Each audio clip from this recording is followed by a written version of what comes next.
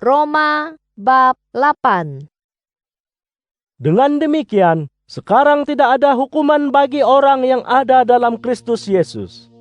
Karena melalui Kristus Yesus, hukum roh kehidupan telah membebaskanku daripada hukum dosa dan kematian.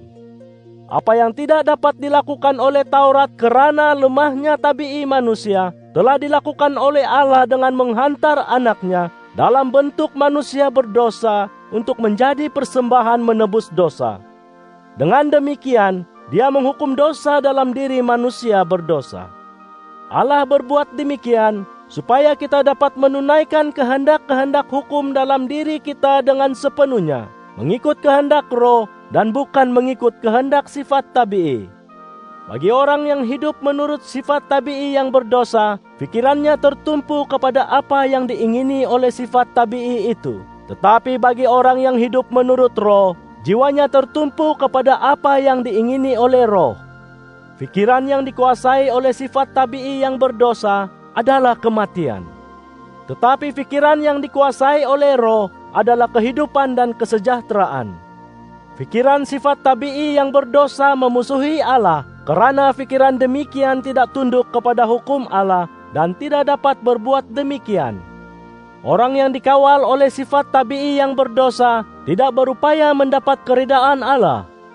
Tetapi kamu dikawal bukan oleh sifat tabii yang berdosa, tetapi oleh roh, jika roh Allah hidup dalam dirimu. Dan jika seseorang tidak ada roh Kristus, dia bukanlah milik Kristus. Sebaliknya jika Kristus ada dalam dirimu, tubuhmu mati karena dosa, namun rohmu hidup karena perbenaran. Dan jika roh Dia yang telah membangkitkan Yesus daripada kematian hidup dalam dirimu, maka Dia yang telah membangkitkan Kristus Yesus daripada kematian akan juga memberikan kehidupan kepada tubuhmu yang fana melalui rohnya yang hidup dalam dirimu. Dengan demikian saudara-saudaraku, kita ada kewajiban tetapi bukan terhadap sifat tabii yang berdosa dan hidup menurut sifat tabii itu. Karena jika kamu hidup menurut sifat tabii yang berdosa, kamu akan mati. Tetapi jika dengan roh itu kamu mematikan perbuatan-perbuatan salah tubuhmu, kamu akan hidup. Karena orang yang dipimpin oleh roh Allah, ialah anak-anak Allah. Karena kamu bukanlah menerima roh yang menyebabkan kamu diperhamba lagi oleh ketakutan, tetapi telah menerima roh yang menjadikanmu anak Allah. Dan dengannya kita berseru, Aba, Bapa. Roh itu sendiri memberikan kesaksian dengan roh kita bahwa kita anak Allah. Jika kita anak, maka kita waris-waris Allah, waris bersama dengan Kristus. Jika kita benar-benar berkongsi penderitaannya, supaya dapat berkongsi kemuliaannya kelak. Aku menganggap bahwa penderitaan kita sekarang terlalu kecil untuk dibandingkan dengan kemuliaan yang akan dinyatakan kepada kita. Seluruh ciptaan menanti-nantikan saatnya Allah menyerlakan anak-anaknya. Karena seluruh ciptaan telah ditundukkan dalam kebuntuan, bukan dengan pilihannya sendiri, tetapi dengan kehendak Dia yang telah menundukkannya dengan harapan bahwa ciptaan itu sendiri akan dibebaskan daripada belenggu kemusnahan dan dibawa ke dalam kebebasan penuh kemuliaan anak-anak Allah. Kita tahu bahwa sampai ke saat ini seluruh ciptaan mengerang bagaikan sakit melahirkan anak. Lebih daripada itu, kita sendiri yang mendapat buah pertama roh Allah turut mengerang dalam batin sambil menanti-nantikan pengangkatan sebagai anak, yaitu penebusan tubuh kita. Melalui harapan ini, kita telah diselamatkan. Tetapi harapan yang dilihat bukanlah harapan. Siapa yang mengharapkan apa yang sudah ada padanya? Sebaliknya, jika kita mengharapkan apa yang belum ada pada kita, maka kita menantikannya dengan sabar. Demikian jugalah, Roh menolong kita dalam kelemahan kita. Kita tidak tahu apa yang patut kita doakan, tetapi Roh itu sendiri berdoa syafaat untuk kita dengan rintihan yang tidak dapat disampaikan melalui kata-kata. Dan Dia yang menyoroti hati kita tahu akan pikiran Roh, karena Roh berdoa syafaat bagi pihak orang yang saleh menurut kehendak Allah. Dan kita tahu bahwa dalam semua hal Allah bekerja untuk kebaikan orang yang mengasihinya, yang telah dipanggil menurut rancangannya. Karena dari mulanya dahulu Allah telah menentukan mereka yang dipilihnya supaya menjadi selaras dengan rupa anaknya. Maka anak itu merupakan yang sulung di antara saudara yang ramai.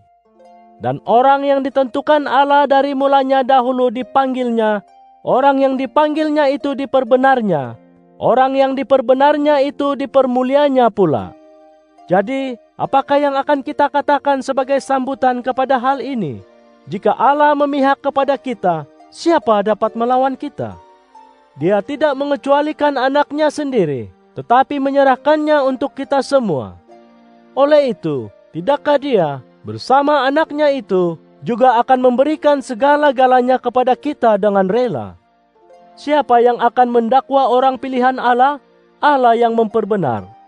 Siapakah yang dapat mempersalah kita?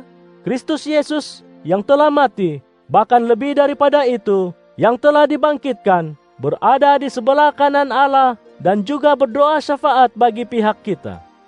Siapa yang akan memisahkan kita daripada kasih Kristus? Kekacauan, atau kesusahan, atau penganiayaan, atau kebuluran, atau ketelanjangan, atau bahaya, atau pedang? Sebagaimana tersurat dalam kitab suci, "Karena-Mu kami menghadapi maut sepanjang hari.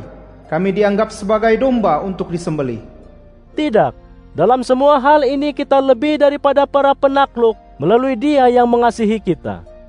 Karena aku yakin bahwa kematian mahupun kehidupan, para malaikat mahupun para pemerintah, masa kini mahupun masa depan, baik kuasa apapun, ketinggian mahupun kedalaman, baik apapun yang lain dalam seluruh ciptaan, tidak akan dapat memisahkan kita daripada kasih Allah yang di dalam Kristus Yesus Tuhan kita. Roma bab 9. Aku berkata benar dalam Kristus. Aku tidak berdusta. Hati nuraniku mengesahkannya dalam Roh Kudus. Aku teramat sedih dan gundah dalam hatiku, karena aku rela terkutuk dan terpisah daripada Kristus untuk kepentingan saudara-saudara sebangsaku. Mereka itu orang Israel. Untuk mereka pengangkatan sebagai anak Allah, untuk mereka kemuliaan ilahi, perjanjian-perjanjian, penerimaan hukum, ibadat di bait suci, dan janji-janji. Mereka ialah keturunan nenek moyang yang termasyur. Bahkan dari antara mereka jugalah Kristus lahir sebagai manusia. Dialah yang terutama dari segala sesuatu. Terpujilah Allah selama-lamanya. Amin. Ini tidaklah berarti firman Allah telah gagal, karena bukan semua keturunan Israel itu diterima sebagai Israel. Juga bukan semua keturunan Abraham diterima sebagai anak-anak Abraham. Sebaliknya, melalui Ishak, benih keturunanmu akan dipanggil. Ini berarti anak-anak Allah bukanlah keturunan tabi'i Abraham, tetapi anak-anak janji Allah. Karena demikianlah kata-kata janji itu. Pada masa yang ditetapkan, aku akan kembali, dan Sarah akan mendapat seorang anak lelaki. Bukan itu sahaja, malah kedua-dua anak lelaki Ribka mempunyai bapa yang sama, yaitu Ishak, bapa kita. Namun demikian, sebelum anak kembar itu dilahirkan dan sempat berbuat baik atau jahat, untuk menegakkan kehendak Allah dalam pemilihan, bukan dengan kerja amal, tetapi dengan Dia yang memanggil, Ribka telah diberitahu, yang tua akan melayan yang muda. Sebagaimana tersurat dalam kitab suci, Yakub kukasihi, tetapi Esau kubenci. Jadi, apa yang akan kita katakan? Adakah Allah tidak adil? Sama sekali tidak, karena Dia telah berkata kepada Musa, Aku akan mengasihani sesiapa yang kukasihani, dan aku akan berbelas kasihan kepada sesiapa yang kubelas kasihi. Oleh itu, hal demikian bergantung bukan kepada keinginan atau usaha manusia, tetapi kepada belas kasihan Allah. Karena kitab suci berkata kepada Firaun, Aku telah mengangkatmu untuk tujuan ini, yaitu menunjukkan kekuasaanku melaluimu, dan supaya namaku termasyhur di seluruh bumi. Dengan demikian, Allah mengasihani sesiapa yang hendak dikasihaninya, dan mengeraskan hati sesiapa yang hendak dikeraskannya hati. seorang daripadamu akan berkata kepadaku, "Kalau begitu, mengapa masih menyalahkan kita? Karena siapa yang dapat menentang kehendaknya? Tetapi siapakah engkau, hai manusia? Maka engkau menghujahi Allah? Adakah ciptaan berkata kepada penciptanya, 'Mengapa kau buat aku begini?'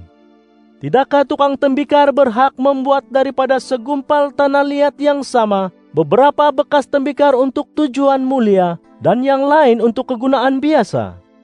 Bagaimana jika Allah untuk menunjukkan kemurkaannya dan menyatakan kekuasaannya setelah begitu bersabar terhadap orang yang dimurkainya membuat persediaan untuk membinasakan? Bagaimana jika dia berbuat demikian untuk memperlihatkan betapa besar kemuliaannya kepada orang yang menjadi tumpuan belas kasihannya yang telah disediakannya terlebih dahulu untuk kemuliaan? Justru kita yang telah dipanggilnya bukan hanya daripada kalangan orang Yahudi, tetapi juga daripada kalangan bangsa asing. Sebagaimana telah disampaikannya melalui Hosea, Aku akan memanggil mereka umatku, sedangkan mereka bukan umatku. Dan aku akan memanggil dia orang yang kukasihi, sedangkan dia bukan orang yang kukasihi. Dan akan terjadi bahwa di mana telah dikatakan kepada mereka, kamu bukan umatku, disitulah mereka akan dipanggil anak-anak Allah yang hidup. Yesaya juga telah berseru tentang umat Israel. Walaupun bilangan anak Israel seperti pasir di tepi laut, hanya segelintir baki akan diselamatkan. Karena Tuhan akan menjalankan hukumannya di atas bumi dengan segera dan muktamad. Samalah seperti kata Yesaya sebelum itu. Sekiranya Tuhan alam semesta tidak membiarkan keturunan kita hidup, kita tentu telah menjadi seperti Sodom, tentu kita seperti Gomora. Jadi, apa yang akan kita katakan? Bahwa bangsa-bangsa asing yang tidak mengejar perbenaran telah mendapatinya, yaitu perbenaran berasaskan iman. Sebaliknya orang Israel yang mengejar perbenaran berasaskan hukum tidak dapat mencapainya. Mengapa tidak? Karena mereka mengejarnya bukan dengan iman, tetapi seolah-olah dengan mengamalkan kerja amal. Mereka tersandung pada batu sandungan. Sebagaimana telah tersurat, Aku telah meletakkan di Sion seketul batu yang menyebabkan orang tersandung, dan sebuah batu pejal yang membuat mereka terjatuh. Dan orang yang percaya kepadanya tidak akan diaibkan. Roma bab 10. Saudara-saudaraku, hasrat hatiku dan doaku kepada Allah tentang orang Israel ialah semoga mereka akan diselamatkan. Aku dapat memberikan kesaksian bahwa mereka bersungguh-sungguh dalam ibadat kepada Allah, tetapi kesungguhan mereka tidak berasaskan pengetahuan yang benar. Oleh sebab mereka tidak mengetahui perbenaran yang datang daripada Allah dan mereka berusaha menegakkan perbenaran mereka sendiri, maka mereka tidak tunduk kepada perbenaran Allah. Kristus ialah titik tamat hukum supaya perbenaran didapati oleh setiap orang yang beriman. Musa telah menulis tentang perbenaran berasaskan hukum Taurat. Sesiapa yang melakukan hal-hal ini akan hidup mengikutnya. Tetapi perbenaran berasaskan iman berkata demikian, jangan bertanya dalam hatimu, siapa yang akan naik ke surga untuk membawa Kristus turun? Atau siapa yang akan turun ke alam kubur untuk membawa Kristus naik daripada kematian? Apakah yang dikatakan? Firman itu begitu dekat denganmu, di mulutmu dan dalam hatimu, yaitu firman tentang iman yang kami istiharkan. Jika kamu akui dengan mulutmu bahwa Yesus ialah Tuhan dan percaya dalam hatimu bahwa Allah telah membangkitkannya daripada kematian, kamu akan diselamatkan. Karena dengan hatimu kamu beriman dan diperbenar, dan dengan mulutmu kamu mengaku lalu diselamatkan. Sebagaimana tersurat dalam kitab suci, Sesiapa yang percaya kepadanya tidak akan diaibkan. Karena tidak ada perbezaan antara orang Yahudi dengan orang Yunani, karena Tuhan yang sama berkuasa atas semuanya dan melimpahkan berkat ke atas semua yang menyeru kepadanya. Karena Sesiapa yang menyeru nama Tuhan akan diselamatkan. jadi, bagaimana mereka dapat menyeru kepadanya sedangkan mereka tidak beriman kepadanya? Dan bagaimana mereka dapat beriman kepadanya, sedangkan mereka tidak pernah mendengar tentangnya? Dan bagaimana mereka dapat mendengar, sedangkan tiada sesiapa pun yang mengkabarkan tentangnya? Dan bagaimana orang dapat mengajar kecuali dihantar? Sebagaimana tersurat dalam kitab suci, Alangkah indahnya kaki mereka yang membawa berita baik. akan tetapi tidak semua yang mahu menerima berita Injil itu. Sebagaimana kata Yesaya, Tuhan, siapa yang percaya akan perkabaran yang kami sampaikan? oleh itu, iman datang daripada mendengar perkabaran itu, dan perkabaran itu didengar melalui sabda Kristus. Tetapi aku bertanya, tidakkah mereka mendengar? Tentu sekali. Suara mereka telah tersebar ke serata bumi, dan kata-kata mereka telah sampai ke hujung dunia. Sekali lagi aku bertanya, tidakkah orang Israel mengerti? Pertama Musa berkata, Aku akan membuatmu iri hati dengan orang yang bukan satu bangsa. Aku akan membuatmu marah dengan satu bangsa yang tidak mengerti. kemudian Yesaya lantang berkata, Aku telah ditemui oleh mereka yang tidak mencariku. Aku menyatakan diriku kepada orang yang tidak memohon kehadiranku. tetapi kepada orang Israel dia berkata, Sepanjang hari telah kuhulurkan tanganku kepada bangsa yang ingkar dan keras kepala.